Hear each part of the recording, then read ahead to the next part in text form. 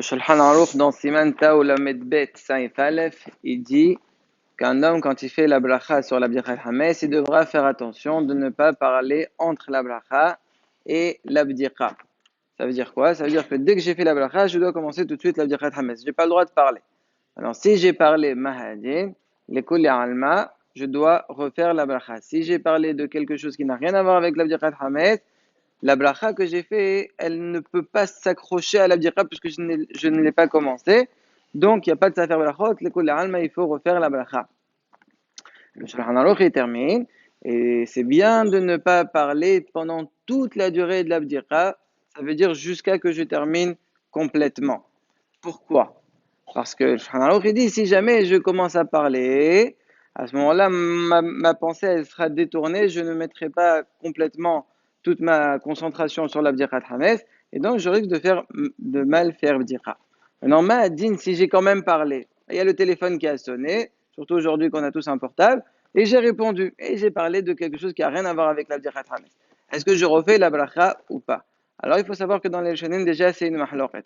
Il y a beaucoup de rishonim, il y a aussi des géonim, les géonim, Rabbeinu Saradia Gaon, il y a le Baal Harito, le Maram Halawa et Rabbeinu Chaim, le fils du Rashba, qui disent, oui, tu dois refaire même si tu as déjà commencé l'abdikha.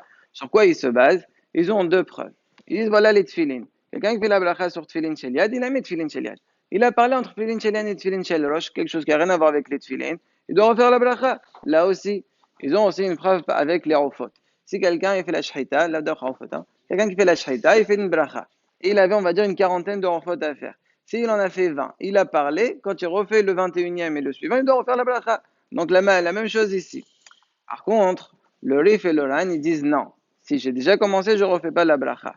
Eux, ils se basent sur Amossi. Quand j'ai fait Amossi, j'ai mangé un morceau. Après, je parle, quelque chose qui n'a rien à voir avec la sourda, je remange un morceau. Je dois refaire la bracha? Bah, dès que non. Donc là aussi. Ah, comment ils répondent les deux rayot qu'ils ont ramené, les chenin qui disent qu'il faut être hayab? Alors ils disent la tfilin, ce n'est pas une preuve. Pourquoi? Parce que les tfilin, on peut considérer ça comme deux miswot différentes. Donc quand tu as parlé, tu as coupé.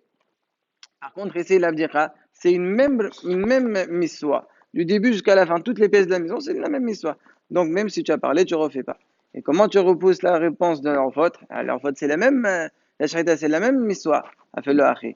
C'est pas une raya. Pourquoi? Parce que la shrita, il n'y a personne qui t'oblige à faire 40 fautes. Dès que tu en as fait un, ça y est, tu n'es pas obligé de faire le deuxième. Donc, le fait de parler, ça fait un iftar.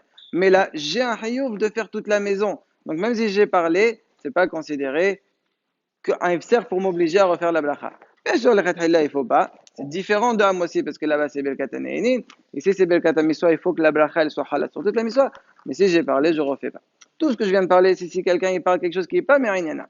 Alors, si c'est quelqu'un qui a commencé l'abdira, il arrive dans la cuisine et il voit un sac rempli de poudre blanche. Il ne sait pas si c'est du sucre, donc c'est pas hametz, ou si c'est de la farine, hors de question que ça reste à la maison.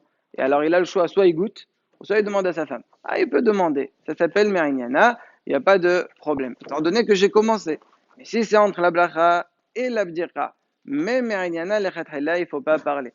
Comme on a vu, quelqu'un qui a fait la bracha de Amossi, il a besoin de sel pour transmettre, ou bien il a besoin de donner à sa BMA, parce que c'est une halakha. On n'a pas le droit de manger avant de donner à sa BMA. C'est que le Bediavad qui a le droit de parler. Normalement, il fallait faire ça avant.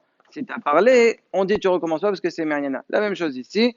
Entre la bracha et la bdira, il ne faut pas parler, même Mérignana. Si tu as parlé, tu ne refais pas la bracha. Bon, tout ça, c'est les halakhot concernant parler. Une dernière halakha concernant la bdira be'asma. Si quelqu'un, c'est difficile pour lui de faire la bdira de toute la maison seule, bien que c'est marqué miswa boyotel mi bishlocho, donc c'est mieux que ce soit lui qui la fasse et qui nomme pas seulement un shalir.